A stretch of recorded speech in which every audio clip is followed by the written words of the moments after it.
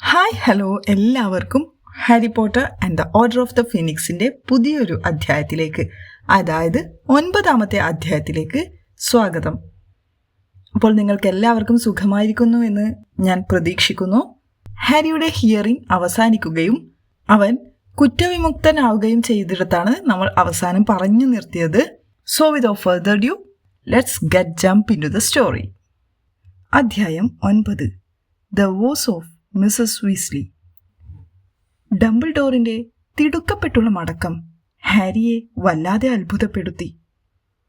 ഞെട്ടലിന്റെയും ആശ്വാസത്തിന്റെയും സമ്മിശ്ര വികാരത്തോടെ ചങ്ങലയിട്ട കസേരയിൽ അവൻ ഇരുന്നിടത്ത് തന്നെ ഇരുന്നു.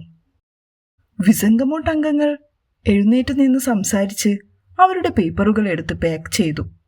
ഹാരി എഴുന്നേറ്റു. ഫഡ്ജിന്റെ വലതുവശത്തുള്ള തവളയെപ്പോലുള്ള മന്ത്രവാദിനി ഒഴികെ ആരും അവനെ ശ്രദ്ധിക്കുന്നതായി തോന്നിയില്ല. അവളിപ്പോൾ ഡംബിൾഡോറിനെ നോക്കുന്നതിന് പകരം അവനെ നോക്കുകയായിരുന്നു. അവളെ അവഗണിച്ച് അവൻ ഫഡ്ജിന്റെയോ മാഡം ബോൺസിന്റെയോ കണ്ണിൽ പെടാൻ ശ്രമിച്ചു. അവന് പോകാമോ എന്ന് ചോദിക്കാൻ ആഗ്രഹിച്ചു. പക്ഷേ ഫഡ്ജ് ഹാരിയെ ശ്രദ്ധിക്കാതിരിക്കാൻ ദൃഢനിശ്ചയം ചെയ്തതായി തോന്നി. മാഡം ബോൺസ് അവളുടെ ബ്രീഫ് കേസിന്റെ തിരക്കിലായിരുന്നു. അതിനാൽ അവൻ പുറത്തു കടക്കാൻ കുറച്ച് ചുവടുകൾ വച്ചു. ആരും അവനെ തിരികെ വിളിക്കാത്തപ്പോൾ വളരെ വേഗത്തിൽ നടക്കാൻ തുടങ്ങി. അവസാനത്തെ കുറച്ച് ചുവടുകൾ നടക്കുന്നതിനു പകരം അവൻ ഓടി. വാതിൽ തുറന്നപ്പോൾ പുറത്ത് വിളറി ഭയന്ന് നിൽക്കുന്ന മിസ്റ്റർ വീസ്ലിയുമായി ഏതാണ്ട് കൂട്ടിയിടിച്ച പോലായി. ഡംബിൾഡോർ ഒന്നും പറഞ്ഞില്ല. എല്ലാ കുറ്റങ്ങളിൽ നിന്നും മുക്തനായി. ഹാരി വാതിൽ വലിച്ചടച്ചുകൊണ്ട് പറഞ്ഞു. മിസ്റ്റർ വീസ്ലിയുടെ മുഖം തിളങ്ങി. അദ്ദേഹം ഹാരിയുടെ തോളിൽ പിടിച്ചു. Harry, that's wonderful. തീർച്ചയായും തെളിവുകളുടെ അടിസ്ഥാനത്തിൽ നിന്നെ അവർക്ക് കുറ്റക്കാരനാണെന്ന് കണ്ടെത്താൻ കഴിയുമായിരുന്നില്ല. പക്ഷേ എന്നിട്ടും എനിക്ക് പക്ഷേ കോടതി മുറിയുടെ വാതിൽ വീണ്ടും തുറന്നത് മിസ്റ്റർ വീസ്ലിയുടെ വാക്കുകളെ ഭേദിച്ചു. വിസംഗമോട്ട് പുറത്തേക്ക് പോകുകയായിരുന്നു. മർലിൻസ് ബാഡ് എന്ന് മിസ്റ്റർ വീസ്ലി അത്ഭുതത്തോടെ വിളിച്ചു. ഹാരിയെ ചേർത്ത് നിർത്തി എല്ലാവരെയും കടന്നുപോകാൻ അനുവദിച്ചു. നിന്നെ ചോദ്യം ചെയ്യാൻ ഈ കോടതി മുഴുവൻ ഉണ്ടായിരുന്നോ? അതെ, ഹാരി ശാന്തമായി പറഞ്ഞു. 1-2 മാന്ത്രികർ കടന്നു പോകുമ്പോൾ ഹാരിയെ നോക്കി തലയാട്ടി. മാഡം ബോൺസ് ഉൾപ്പെടെ ചിലർ മിസ്റ്റർ വീസ്ലിയോട് മോർണിംഗ് ആർത്തർ എന്ന് പറഞ്ഞു. പക്ഷേ മിക്കവരും അവരെ അവഗണിച്ചു. കൊർണീലിയസ് ഫഡ്ജും തവളയെപ്പോലുള്ള മന്ത്രവാദിനിയും ഇരുട്ടറയിൽ നിന്ന് പുറത്തിറങ്ങിയത് ഏറ്റവും അവസാനമായിരുന്നു. മിസ്റ്റർ വീസ്ലിയും ഹാരിയും മതിലിന്റെ ഭാഗമാണെന്ന പോലെ ഫഡ്ജ് നടിച്ചു. പക്ഷേ വീണ്ടും ആ മന്ത്രവാദിനി കടന്നു പോകുമ്പോൾ ഏതാണ്ട് മുൻവിധിയോടെ ഹാരിയെ നോക്കി. അവസാനം കടന്നു പോകാൻ വന്നത് പേഴ്സിയായിരുന്നു. ഫഡ്ജിനെ പോലെ അവൻ അച്ഛനെയും ഹാരിയെയും പൂർണ്ണമായും അവഗണിച്ചു. ഒരു വലിയ കടലാസ് ചുരുളും ഒരു പിടി എഴുത്തു തൂവലുകളും പിടിച്ച് തല ഉയർത്തി അവനും കടന്നുപോയി. മിസ്റ്റർ വീസ്ലിയുടെ വായ അല്പം മുറുകി. പക്ഷേ ഇതല്ലാതെ അദ്ദേഹം തന്റെ 3ാമത്തെ മകനെ കണ്ടതിന്റെ ഒരു അടയാളവും കാണിച്ചില്ല. നമുക്ക് നേരെ പോയി ഈ സന്തോഷ വാർത്ത എല്ലാവരെയും അറിയിക്കാം. പേഴ്സിയുടെ കാലുകൾ ലെവൽ 9 പടികൾ കയറുമ്പോൾ ഹാരിയെ മുന്നോട്ട് ആംഗ്യം കാണിച്ചുകൊണ്ട് അദ്ദേഹം പറഞ്ഞു. ബെത്നാൽ ഗ്രീനിലെ ആ ടോയ്ലറ്റിലേക്ക് പോകുന്ന വഴിയിൽ ഞാൻ നിന്നെ ഇറക്കാം. വരൂ. അപ്പോൾ ആ ടോയ്ലറ്റിനെ ഇനി നിങ്ങൾ എന്താണ് ചെയ്യാൻ പോകുന്നത്? ഹാരി പുഞ്ചിരിച്ചുകൊണ്ട് ചോദിച്ചു. എല്ലാം പെട്ടെന്ന് പതിവിലും 5 ഇരട്ടി ആസ്വാദ്യകരമായി ഹാരിക്ക് തോന്നി. എല്ലാം കഴിഞ്ഞിരിക്കുന്നു. അവന് കുറ്റവിമുക്തി ലഭിച്ചിരിക്കുന്നു. അവൻ ഹോഗ്വാർട്സിലേക്ക് മടങ്ങുകയാണ്. ഓ, അത് വളരെ നിസ്സാരമായ ആന്റി ജിങ്സ് കൊടുത്താൽ മതി. അവർ പടികൾ കയറുമ്പോൾ മിസ്റ്റർ വീസ്ലി പറഞ്ഞു. ഇത് കേടുപാടുകൾ തീർക്കുന്നതിനേക്കാൾ ഉപരി ഇത്തരം നശീകരണ പ്രവർത്തനത്തിന് പിന്നിലെ മനോഭാവമാണ് ഹാരി. മഗൾസിനെ ഉപദ്രവിക്കുന്നത് ചില മാന്ത്രികർക്ക് തമാശയായി തോന്നിയേക്കാം. പക്ഷേ അത് വളരെ ആഴമേറിയ മാനസികാവസ്ഥയുടെ പ്രകടനമാണ്. എനിക്കൊരു കാര്യം. മിസ്റ്റർ വീസ്ലിയുടെ സംസാരം പാതി വഴിയിൽ മുറിഞ്ഞു. അവർ 9-ാം ലെവൽ ഇടനാഴിയിൽ എത്തിയിരുന്നു. കോർണീലിയസ് ഫഡ്ജ് അവരിൽ നിന്ന് ഏതാനും അടി അകലെ നിന്നുകൊണ്ട് മിനുസമാർന്ന സുന്ദരമായ മുടിയും കൂർത്തുവിളറിയ മുഖവുമുള്ള ഒരു ഉയരമുള്ള മനുഷ്യനോട് താഴ്ന്ന സ്വരത്തിൽ സംസാരിച്ചു കൊണ്ടിരിക്കുകയായിരുന്നു. അവരുടെ കാൽപ്പാടുകൾ കേട്ട് രണ്ടാമത്തെ മനുഷ്യൻ തിരിഞ്ഞു നോക്കി. അയാളും സംഭാഷണം നിർത്തി. അയാളുടെ തണുത്ത ചാരക്കണ്ണുകൾ ഇടുങ്ങി ഹാരിയുടെ മുഖത്ത് തറച്ചു.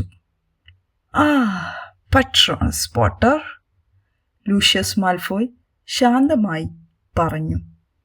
ഹാരിക്ക് എന്തോ ഒരു കട്ടിയുള്ള സ്ഥലത്തേക്ക് കാലെടുത്തു വച്ചതുപോലെ ഒരു അസ്വസ്ഥത തോന്നി. ഈ തണുത്ത ചാരനിറത്തിലുള്ള കണ്ണുകൾ അവൻ അവസാനമായി കണ്ടത് ഒരു ഡെത്ത് ഈറ്ററിന്റെ ശിരോവസ്ത്രത്തിന്റെ അകത്തുകൂടെയാണ്. ഈ ശബ്ദം അവൻ അവസാനമായി കേട്ടത് ആ ഇരുണ്ട ശ്മശാനത്തിൽ വെച്ച് ലോർഡ് വോൾഡിമോർട്ട് തന്നെ പീഡിപ്പിക്കുമ്പോഴാണ്. ലൂഷ്യസ് മാൽഫോയ് തന്റെ മുഖത്തേക്ക് നോക്കാൻ ധൈര്യപ്പെട്ടുവെന്നോ താൻ ഇവിടെ മാജിക് മിനിസ്ട്രിയിലാണെന്നോ മാൽഫോയ് ഒരു ഡെത്ത് ഈറ്റർ ആണെന്ന് ഹാരി ഫഡ്ജിനോട് ആഴ്ചകൾക്ക് മുൻപ് പറഞ്ഞിട്ടും കോർണീലിയസ് ഫഡ്ജ് അയാളോട് സംസാരിച്ചു കൊണ്ടിരിക്കുകയാണെന്നോ ഹാരിക്ക് വിശ്വസിക്കാനായില്ല. നിന്റെ ഭാഗ്യകരമായ രക്ഷപ്പെടലിനെ കുറിച്ച് മന്ത്രി എന്നോട് പറയുകയായിരുന്നു, മിസ്റ്റർ മാൽഫോയ് തുടർന്നു. വളരെ അത്ഭുതകരമാണ്. ഇത്രയും ചെറിയ ദ്വാരങ്ങളിൽ നിന്ന് നീ ഇപ്പോഴും പുറത്തു വരുന്ന രീതി. വാസ്തവത്തിൽ ഒരു പാമ്പിനെ പോലെ. മിസ്റ്റർ വീസ്ലി മുന്നറിയിപ്പ് പോലെ ഹാരിയുടെ തോളിൽ പിടിച്ചു. അതെ, ഹാരി മറുപടി നൽകി. ശരിയാണ്, എനിക്ക് രക്ഷപ്പെടാൻ കഴിയും. ലൂഷ്യസ് മാൽഫോയ് മിസ്റ്റർ വീസ്ലിയുടെ മുഖത്തേക്ക് കണ്ണുകൾ ഉയർത്തി. ആർത്തർ വീസ്ലി, നിങ്ങളിവിടെ എന്താണ് ചെയ്യുന്നത് ആർത്തർ? ഞാനിവിടെ ജോലി ചെയ്യുന്നു. മിസ്റ്റർ വീസ്ലി വാക്കുകൾ ചുരുക്കി. അതിവിടെയല്ലോ. മിസ്റ്റർ മാൽഫോയ് പുരികമുയർത്തി മിസ്റ്റർ വീസ്ലിയുടെ തോളിനു മുകളിലൂടെ മറുവശത്തെ വാതിലിലേക്ക് നോക്കി. നിങ്ങൾ 2-ാം നിലയിലാണെന്നാണ് ഞാൻ മനസ്സിലാക്കുന്നത്. നിങ്ങൾ മഗിൾ ആർട്ടിഫാക്ട്സ് ആൻഡ് ബ്യൂവിച്ചിങ്ങിലല്ലേ? അല്ല, മിസ്റ്റർ വീസ്ലി പ്രതികരിച്ചു. വിരലുകൾ ഇപ്പോൾ ഹാരിയുടെ തോളിൽ മുറുക്കിയിരുന്നു. അതെന്തെങ്കിലും ആവട്ടെ, നിങ്ങൾ ഇവിടെ എന്താണ് ചെയ്യുന്നത്? ഹാരി ലൂഷ്യസ് മാൽഫോയിയോട് ചോദിച്ചു. എനിക്കും മന്ത്രിക്കും ഇടയിലുള്ള സ്വകാര്യ കാര്യങ്ങൾ നിന്നോട് പറയേണ്ട ആവശ്യമുണ്ടെന്ന് ഞാൻ കരുതുന്നില്ല പോട്ടർ. മാൽഫോയ് തന്റെ വസ്ത്രങ്ങളുടെ മുൻഭാഗം മിനുസപ്പെടുത്തിക്കൊണ്ട് പറഞ്ഞു. ഒരു പോക്കറ്റ് മുഴുവൻ സ്വർണം പോലെ തോന്നിക്കുന്ന കിലുക്കം ഹാരി വ്യക്തമായി കേട്ടു. അതായത്, നീ ഡംബിൾഡോറിന്റെ പ്രിയപ്പെട്ട കുട്ടിയായതുകൊണ്ട് മറ്റുള്ളവരിൽ നിന്നും അതേ രീതി പ്രതീക്ഷിക്കരുത്. അപ്പോൾ നമുക്ക് നിങ്ങളുടെ ഓഫീസിലേക്ക് പോകാം അല്ലേ മിനിസ്റ്റർ? തീർച്ചയായും, ഈ വഴി. ലൂഷ്യസ് ഹാരിക്കും മിസ്റ്റർ വീസ്ലിക്കും പുറം തിരിഞ്ഞുകൊണ്ട് ഫഡ്ജ് ലൂഷ്യസ് മാൽഫോയിയെ ആനയിച്ചു. അവർ ഒരുമിച്ച് താഴ്ന്ന ശബ്ദത്തിൽ സംസാരിച്ചുകൊണ്ട് നടന്നു. ലിഫ്റ്റിൽ അവർ അപ്രത്യക്ഷമാകുന്നതുവരെ മിസ്റ്റർ വീസ്ലി ഹാരിയുടെ തോളിൽ നിന്ന് പിടിവിട്ടില്ല. ഒരുമിച്ച് എന്തെങ്കിലും കാര്യങ്ങൾ ചെയ്യാനുണ്ടെങ്കിൽ അയാൾ ഫഡ്ജിന്റെ ഓഫീസിന് പുറത്ത് കാത്തു നിൽക്കാതെ എന്തിനാണ് ഇവിടെ വന്നത്? ഹാരി രോഷത്തോടെ പൊട്ടിത്തെറിച്ചു. കോടതി മുറിയിൽ ഒളിഞ്ഞു നോക്കാനാവും. മിസ്റ്റർ വീസ്ലി വളരെ അസ്വസ്ഥനായി ഉത്തരം നൽകി. അവരുടെ വാക്കുകൾ മറ്റാർക്കും കേൾക്കാൻ കഴിയില്ലെന്ന് ഉറപ്പാക്കിയതിനു ശേഷം വീസ്ലി തുടർന്നു. നിന്നെ പുറത്താക്കിയിട്ടുണ്ടോ ഇല്ലയോ എന്ന് കണ്ടെത്താൻ ശ്രമിക്കുകയാണ്. പോകും വഴി ഡംബിൾഡോറിന് ഒരു കുറിപ്പ് കൊടുക്കണം. മാൽഫോയ് ഫഡ്ജുമായി സംസാരിക്കുന്നുണ്ടെന്ന് അദ്ദേഹം അറിഞ്ഞിരിക്കണം. എന്ത് സ്വകാര്യ ബിസിനസ്സാണ് ഇവർ ഒന്നിച്ച് ചെയ്യുന്നത്? സ്വർണ്ണ ഇടപാടാണെന്ന് തോന്നുന്നു, മിസ്റ്റർ വീസ്ലി ദേഷ്യത്തോടെ പറഞ്ഞു. വർഷങ്ങളായി മാൽഫോയ് ഈ ദാനം തുടങ്ങിയിട്ട് എല്ലാത്തരം കാര്യങ്ങൾക്കും ഉദാരമായി സംഭാവന നൽകുന്നു. അപ്പോൾ അയാൾക്ക് സഹായം ചോദിക്കാം. പാസാക്കാൻ ആഗ്രഹിക്കാത്ത നിയമങ്ങൾ വൈകിപ്പിക്കാം. അയാൾ വളരെ നല്ല പിടിപാടുള്ള ആളാണ്, ലൂഷ്യസ് മാൽഫോയ്. ലിഫ്റ്റ് എത്തി. അത് ശൂന്യമായിരുന്നു. പക്ഷേ മിസ്റ്റർ വീസ്ലിയുടെ തലയ്ക്ക് മുകളിലൂടെ ഒരു കൂട്ടം മെമ്മോകൾ പറന്നുയർന്നു. ആട്രിയത്തിലേക്കുള്ള ബട്ടൺ അമർത്തിയപ്പോൾ വാതിലുകൾ അടഞ്ഞു. മിസ്റ്റർ വീസ്ലി, ഹാരി പതുക്കെ വിളിച്ചു. ഫഡ്ജ് മാൽഫോയിയെ പോലുള്ള ഡെത്ത് ഈറ്ററുകളെ കാണുകയാണെങ്കിൽ, അതായത് അയാൾ അവരെ ഒറ്റയ്ക്ക് കാണുകയാണെങ്കിൽ, അവർ അയാളുടെ മേൽ ഇംപീരിയസ് കേഴ്സ് ചുമത്തിയിട്ടില്ലെന്ന് നമുക്കെങ്ങനെ ഉറപ്പിക്കാൻ കഴിയും? ഹാരി, ഞങ്ങളിത് ചിന്തിക്കുന്നില്ലെന്ന് നീ കരുതരുത്. മിസ്റ്റർ വീസ്ലി ശബ്ദം താഴ്ത്തി. പക്ഷേ ഡംബിൾഡോർ കരുതുന്നത് ഫഡ്ജ് ഇപ്പോഴും സ്വന്തം ഇഷ്ടപ്രകാരം തന്നെയാണ് പ്രവർത്തിക്കുന്നതെന്നാണ്. ഡംബിൾഡോർ പറയുന്നത് പോലെ അതത്ര ആശ്വാസകരമല്ല ഹാരി. ഇപ്പോൾ അതിനെക്കുറിച്ച് സംസാരിക്കാതിരിക്കുന്നതാണ് നല്ലത്. വാതിലുകൾ പതുക്കെ തുറന്നു. ഇപ്പോൾ ഏതാണ്ട് വിജനമായ ആട്രിയത്തിലേക്ക് അവർ കാലെടുത്തു വച്ചു. വാച്ച് വിസാർഡ് എറിക് വീണ്ടും തൻ്റെ ഡെയിലി പ്രോഫിറ്റിന് പിന്നിൽ മറഞ്ഞിരുന്നു. ഹാരി ചിന്തിക്കുന്നതിനു മുമ്പ് അവർ സ്വർണ്ണ ജലധാര കടന്ന് നേരെ നടന്നിരുന്നു. നിൽക്ക്, അവൻ മിസ്റ്റർ വീസ്ലിയോട് പറഞ്ഞു. എന്നിട്ട് പോക്കറ്റിൽ നിന്ന് പണസഞ്ചി പുറത്തെടുത്ത് ജലധാരയിലേക്ക് തിരിഞ്ഞു. അവൻ സുന്ദരനായ മാന്ത്രികന്റെ മുഖത്തേക്ക് നോക്കി. പക്ഷേ അടുത്തുനിന്ന് നോക്കിയപ്പോൾ അയാൾ ദുർബലനും വിഡ്ഢിയുമായി ഹാരിക്ക് തോന്നി. മന്ത്രവാദിനിയാകട്ടെ ഒരു സൗന്ദര്യ മത്സരാർത്ഥിയെപ്പോലെ ശൂന്യമായ പുഞ്ചിരി തൂകി നിൽക്കുന്നു. ഗോബ്ലിനുകളെയും സെന്റോറുകളെയും കുറിച്ച് ഹാരിക്ക് അറിയാവുന്നതനുസരിച്ച് അവർ ഏതെങ്കിലും തരത്തിലുള്ള മനുഷ്യരെ ഇത്ര സന്തോഷത്തോടെ നോക്കുന്നത് ഒരിക്കലും സംഭവിക്കാൻ സാധ്യതയില്ല. വീട്ടുജോലിക്കാരന്റെ ഭാവം മാത്രമായിരുന്നു അതിൽ ആകെ നന്നായിരിക്കുന്നത്. ആ വിചിത്രമായ ദാസ്യഭാവം. ആ എൽഫിന്റെ പ്രതിമ കണ്ടിരുന്നെങ്കിൽ ഹെർമിയോണി എന്തു പറയുമെന്ന ചിന്തയിൽ ഒരു പുഞ്ചിരിയോടെ ഹാരി തന്റെ പണസഞ്ചി തലകീഴായി മറിച്ചു. 10 ഗാലിയനുകൾ അല്ല, മുഴുവൻ പണവും കുളത്തിലേക്ക് അവൻ ചൊരിഞ്ഞു. എനിക്കറിയാമായിരുന്നു, റോൺ കൈ ഉയർത്തി അലറി. നീ എങ്ങനെയെങ്കിലും രക്ഷപ്പെടുമെന്ന്. അവർക്ക് നിന്നെ കുറ്റവിമുക്തനാക്കാതെ വേറെ വഴിയില്ല. ഹാരി അടുക്കളയിൽ കയറിയപ്പോൾ ഉത്കണ്ഠ കൊണ്ട് തളർന്നുപോയ ഹെർമിയോണി പറഞ്ഞു. അവൾ വിറയ്ക്കുന്ന കൈകൊണ്ട് കണ്ണുകൾ പൊത്തിപ്പിടിച്ചു. ഇനി നിന്റെ പേരിൽ ഒരു കേസുമില്ല, ഒരു കേസും. എല്ലാവർക്കും വളരെ ആശ്വാസമായല്ലേ? കാരണം ഞാൻ ഇറങ്ങുമെന്ന് നിങ്ങൾക്കെല്ലാവർക്കും അറിയാമായിരുന്നു, ഹാരി പുഞ്ചിരിച്ചുകൊണ്ട് പറഞ്ഞു. മിസ്സസ് വീസ്ലി തന്റെ ഏപ്രണിൽ മുഖം തുടക്കുകയായിരുന്നു. ഫ്രെഡും ജോർജും ഒരു തരം നൃത്തം ചെയ്യുകയായിരുന്നു. ഹാരി വന്നു, ഹാരി വന്നു, ഹാരി വന്നു എന്ന മന്ത്രം ആലപിച്ചുകൊണ്ട്. മതി, അടങ്ങിയിരിക്ക്, മിസ്റ്റർ വീസ്ലി വിളിച്ചു പറഞ്ഞു. അയാളും പുഞ്ചിരിച്ചു. സിറിയസ് കേൾക്ക്, ലൂഷ്യസ് മാൽഫോയ് മന്ത്രാലയത്തിൽ ഉണ്ടായിരുന്നു. എന്ത്? സിറിയസ് രൂക്ഷമായി ചോദിച്ചു. ഹാരി വന്നേ, ഹാരി വന്നേ. നിങ്ങൾ 3 പേരും മിണ്ടാതിരിക്ക്. അതെ, 9ാം ലെവലിൽ വെച്ച് അയാൾ ഫഡ്ജുമായി സംസാരിക്കുന്നത് ഞങ്ങൾ കണ്ടു. പിന്നെ അവർ ഒരുമിച്ച് ഫഡ്ജിന്റെ ഓഫീസിലേക്ക് പോയി. ഡംബിൾഡോറിനെ ഇത് അറിയിക്കണം. തീർച്ചയായും, സിറിയസ് ഉത്തരം നൽകി. നമ്മൾക്ക് അദ്ദേഹത്തെ അറിയിക്കാം. Don't worry. ശരി, ഞാൻ പോകുന്നതാണ് നല്ലത്. ബെത്നാൽ ഗ്രീനിൽ എന്നെ കാത്ത് ഒരു ടോയ്ലറ്റ് ഉണ്ട്. മോളി, മോളി, ഞാൻ വൈകും. ടോങ്സിന് വേണ്ടി ഞാൻ ഇരുന്നോളാം. കിങ്സ്ലി അത്താഴത്തിന് വന്നേക്കാം. ഹാരി വന്നേ, ഹാരി വന്നേ.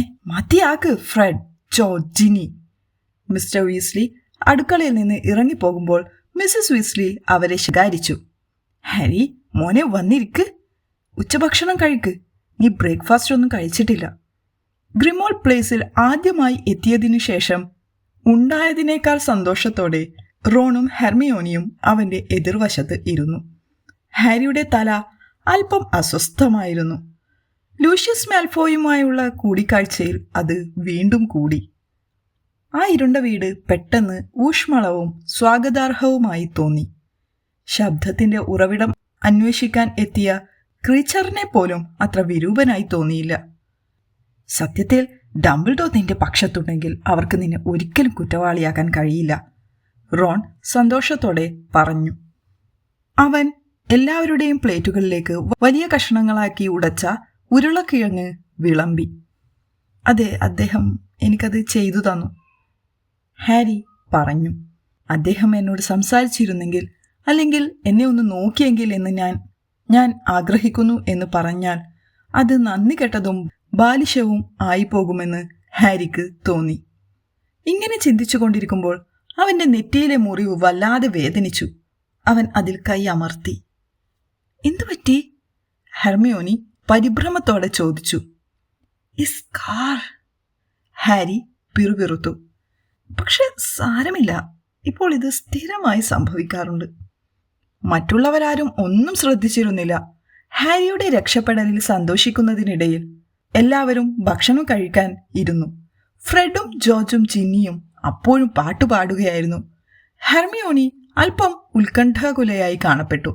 പക്ഷേ എന്തെങ്കിലും പറയുന്നതിനു മുൻപ് റോൺ സന്തോഷത്തോടെ പറഞ്ഞു, ഇന്ന് വൈകുന്നേരം ഡംബിൾഡോർ നമ്മോടൊപ്പം ഇത് ആഘോഷിക്കാൻ വരുമെന്ന് എനിക്ക് ഉറപ്പുണ്ട്. റോൺ, അദ്ദേഹത്തിന് വരാൻ കഴിയുമെന്ന് എനിക്ക് തോന്നുന്നില്ല. മിസസ് വീസ്ലി ഹാരിയുടെ മുന്നിൽ ഒരു വലിയ പ്ലേറ്റ് ചിക്കൻ റോസ്റ്റ് വെച്ചുകൊണ്ട് പറഞ്ഞു. ഇപ്പോൾ അദ്ദേഹം വളരെ തിരക്കിലാണ്. ഹാരി വന്നേ, ഹാരി വന്നേ. മിണ്ടാതിരിക്ക്, മിസസ് വീസ്ലി അലറി.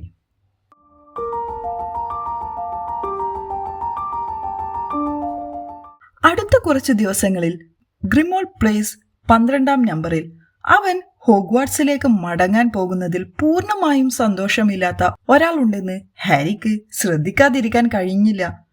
സിറിയസ് ആദ്യം വാർത്ത കേട്ടപ്പോൾ സന്തോഷത്തിന്റെ ഒരു പ്രകടനം കാഴ്ചവെച്ചു. ഹാരിയുടെ കൈപിടിച്ചും മറ്റുള്ളവരെ പോലെ തന്നെ പ്രസന്നനായും. എന്നിരുന്നാലും താമസിയാതെ അയാൾ മുമ്പത്തേക്കാൾ കൂടുതൽ മൂകനും കോപാകുലനുമായി മാറി. എല്ലാവരോടും ഹാരിയോട് പോലും സംസാരിക്കുന്നത് കുറച്ചു. ബക്ബീക്കിനൊപ്പം അമ്മയുടെ മുറിയിൽ അടച്ചിരുന്ന് കൂടുതൽ സമയം ചിലവഴിച്ചു. കുറ്റബോധം തോന്നേണ്ട കാര്യമൊന്നുമില്ല.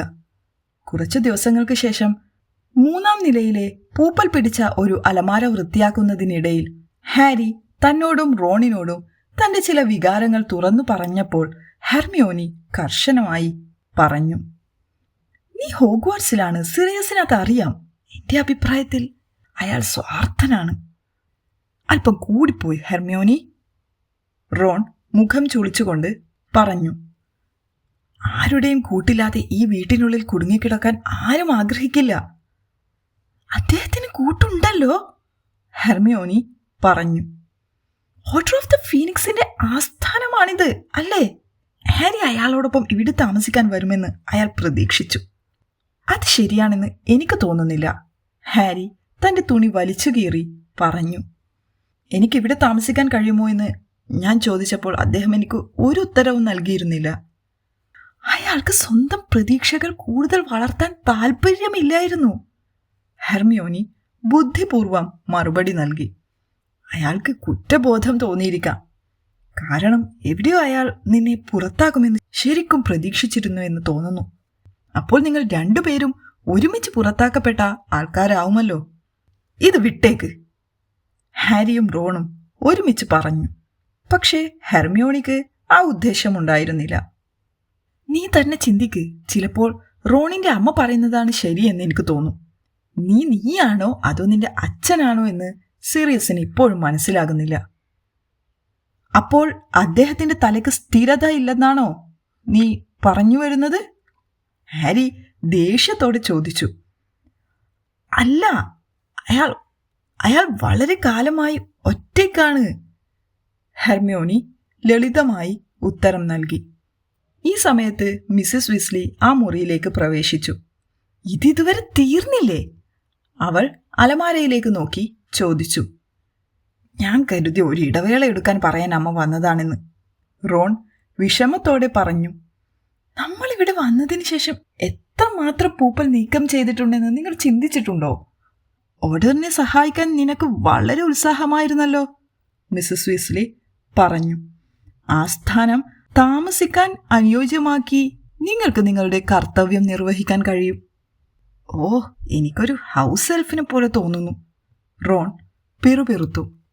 ആഹാ, ഇപ്പോൾ നിനക്ക് മനസ്സിലായി അല്ലേ അവർ എത്ര ഭയാനകമായ ജീവിതമാണ് നയിക്കുന്നതെന്ന്? അതുകൊണ്ട് SPEWയിൽ നീ കുറച്ചുകൂടി സജീവമാകണം. മിസ്സിസ് വീസ്ലി മുറിയിൽ നിന്ന് പുറത്തു പോയപ്പോൾ ഹെർമിയോണി പ്രതീക്ഷയോടെ പറഞ്ഞു, റോൺ, ഒരു പക്ഷേ എത്ര ദുസ്സഹമാണ് ഈ വൃത്തിയാക്കൽ ജോലിയെന്ന് മറ്റുള്ളവർക്ക് കാണിച്ചു കൊടുക്കാൻ പറ്റിയാൽ. അതായത് നമുക്ക് ഗ്രിഫിൻഡോർ കോമൺ റൂം സ്പോൺസർ ചെയ്ത് സ്ക്രബ് ചെയ്ത് കൊടുക്കാം. എല്ലാ സ്പോൺസർഷിപ്പും HPEWയിലേക്ക് കൊടുക്കാം. അത് അവബോധം വളർത്തുന്നതിനൊപ്പം ഫണ്ടും വർദ്ധിപ്പിക്കും. SPEWനെ കുറിച്ച് മിണ്ടാതിരിക്കാൻ ഞാൻ നിന്നെ എത്ര വേണമെങ്കിലും സ്പോൺസർ ചെയ്യാം. റോൺ ദേഷ്യത്തോടെ മന്ത്രിച്ചു. പക്ഷേ ഹാരിക്ക് കേൾക്കാൻ വേണ്ടി മാത്രം. അവധിക്കാലം അവസാനിക്കും തോറും ഹാരി ഹോഗ്വാർട്സിനെ കുറിച്ച് കൂടുതൽ ദിവാസ്വപ്നം കാണുകയായിരുന്നു. ഹാഗ്രിഡിനെ വീണ്ടും കാണാൻ, ക്വിഡിച്ച് കളിക്കാൻ, പച്ചക്കറി പാടങ്ങളിലൂടെ ഹെർബോളജി ഗ്രീൻ ഹൗസുകളിലേക്ക് നടക്കാൻ പോലും അവന് കാത്തിരിക്കാനായില്ല.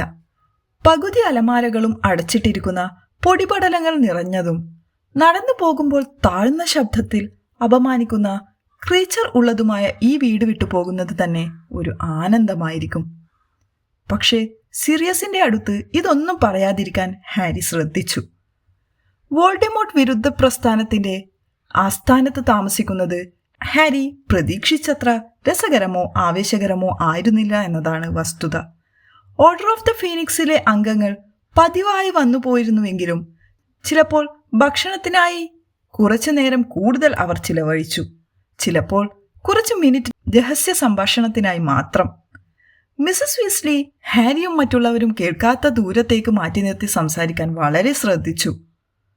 ആരും, സിറിയസ് പോലും, ഹാരി വന്ന രാത്രിയിൽ അറിഞ്ഞതിലും കൂടുതലായി അവൻ എന്തെങ്കിലും അറിയണമെന്ന് ആഗ്രഹിച്ചിരുന്നില്ല. അവധിക്കാലത്തിന്റെ അവസാന ദിവസം ഹാരി ഹെഡ്വിഗിന്റെ മൂങ്ങക്കാഷ്ടം വാർഡ്രോബിന്റെ മുകളിൽ നിന്ന് തൂത്തുവാരിക്കൊണ്ടിരിക്കുമ്പോൾ റോൺ 2 കവറുകൾ വഹിച്ചുകൊണ്ട് അവരുടെ കിടപ്പുമുറിയിലേക്ക് കയറി. പുസ്തക ലിസ്റ്റുകൾ എത്തി. അവൻ ഒരു കവർ കസേരയിൽ നിൽക്കുകയായിരുന്ന ഹാരിയുടെ നേരെ എറിഞ്ഞുകൊണ്ട് പറഞ്ഞു, സമയത്ത് തന്നെ എത്തി. അവർ മറന്നു കാണുമെന്ന് ഞാൻ കരുതി. സാധാരണയായി ഇതിനേക്കാൾ വളരെ നേരത്തെ എത്തും. ഹാരി അവസാനത്തെ കഷ്ടം ഒരു ചവറ്റുകുട്ടയിലേക്ക് തൂത്തുവാരിയിട്ടു. ബാഗ് റോണിന്റെ തലയ്ക്ക് മുകളിലൂടെ മൂലയിലുള്ള വേസ്റ്റ് കൊട്ടയിലേക്ക് എറിഞ്ഞു. അതത് വിഴുങ്ങി ഉച്ചത്തിൽ ഏമ്പക്കം വിട്ടു. എന്നിട്ട് അവൻ തന്റെ കത്ത് തുറന്നു. അതിൽ 2 കടലാസ് കഷ്ണങ്ങൾ ഉണ്ടായിരുന്നു. ഒന്ന് സെപ്റ്റംബർ 1-ാം തീയതി ആരംഭിക്കുന്ന ക്ലാസുകളുടെ പതിവ് ഓർമ്മപ്പെടുത്തൽ. മറ്റൊന്ന് വരുന്ന വർഷത്തേക്ക് അവന് ഏതൊക്കെ പുസ്തകങ്ങൾ ആവശ്യമാണെന്നുള്ളതും. പുതിയ 2 എണ്ണം മാത്രം. ആ ലിസ്റ്റ് വായിച്ചുകൊണ്ട് ഹാരി പറഞ്ഞു, മിറാൻഡ ഗോഷോക്കിന്റെ the standard book of spells grade 5, Wilbert സ്ലിംഗാർഡിന്റെ ഡിഫെൻസീവ് മാജിക്കൽ തിയറി. ഫ്രെഡും ജോർജും ഹാരിയുടെ അരികിൽ അപ്പാരേറ്റ് ചെയ്ത് പ്രത്യക്ഷപ്പെട്ടു. അവർ ഇപ്പോൾ ഇത് ചെയ്യുന്നത് അവന് വളരെ പരിചിതമായിരുന്നു. അതുകൊണ്ട് അവൻ കസേരയിൽ നിന്ന് വീഴുകയും ചെയ്തില്ല. സ്ലിംഗാർഡിന്റെ പുസ്തകം ആരാണ് തിരഞ്ഞെടുത്തതെന്ന് ഞങ്ങൾ ചിന്തിക്കുകയായിരുന്നു. ഫ്രെഡ് സംഭാഷണം ആരംഭിച്ചു. അതിനർത്ഥം ഡംബിൾഡോർ ഒരു പുതിയ defence against the dark arts അധ്യാപകനെ കണ്ടെത്തിയിരിക്കുന്നു എന്നാണ്, ജോർജ് പറഞ്ഞു. അതും കൃത്യസമയത്ത്, ഫ്രെഡ് കൂട്ടിച്ചേർത്തു. എന്താണ് നിങ്ങൾ പറഞ്ഞു വരുന്നത്?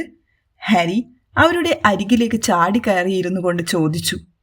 അതായത് കുറച്ച് ആഴ്ചകൾക്ക് മുമ്പ് അമ്മയും അച്ഛനും സംസാരിക്കുന്നത് എക്സ്റ്റെൻഡബിൾ ഇയേഴ്സിൽ ഞങ്ങൾ കേട്ടു, ഫ്രെഡ് ഹാരിയോട് പറഞ്ഞു. അവർ പറഞ്ഞത് പ്രകാരം ഈ വർഷം defence against the dark arts ജോലി ചെയ്യാൻ ആരെങ്കിലും കണ്ടെത്താൻ ഡംബിൾഡോർ ശരിക്കും ബുദ്ധിമുട്ടിയിരുന്നു. കഴിഞ്ഞ 4 പേർക്ക് എന്താണ് സംഭവിച്ചതെന്ന് നോക്കുമ്പോൾ അതിശയിക്കാനില്ലല്ലോ അല്ലേ? ജോർജ് പറഞ്ഞു. ഒരാളെ ജോലിയിൽ നിന്ന് പിരിച്ചുവിട്ടു, ഒരാൾ മരിച്ചു, ഒരാളുടെ ഓർമ്മകൾ നീക്കം ചെയ്തു, മറ്റൊരാളെ 9 മാസത്തേക്ക് ഒരു ട്രങ്കിൽ അടച്ചിട്ടു. ഹാരി വിരലുകൾ എണ്ണിക്കൊണ്ട് പറഞ്ഞു. ആ, ഇപ്പോൾ നിങ്ങൾ എന്താണ് ഉദ്ദേശിച്ചതെന്ന് എനിക്ക് മനസ്സിലായി. റോൺ, നിനക്കെന്ത് പറ്റി? ഫ്രെഡ് ചോദിച്ചു. റോൺ മറുപടി പറഞ്ഞില്ല. ഹാരി ചുറ്റും നോക്കി. ഹോഗ്വാർട്സിൽ നിന്നുള്ള കത്ത് നോക്കി റോൺ വായ തുറന്ന് നിശ്ചലനായി നിൽക്കുകയായിരുന്നു. എന്താണ് കാര്യം?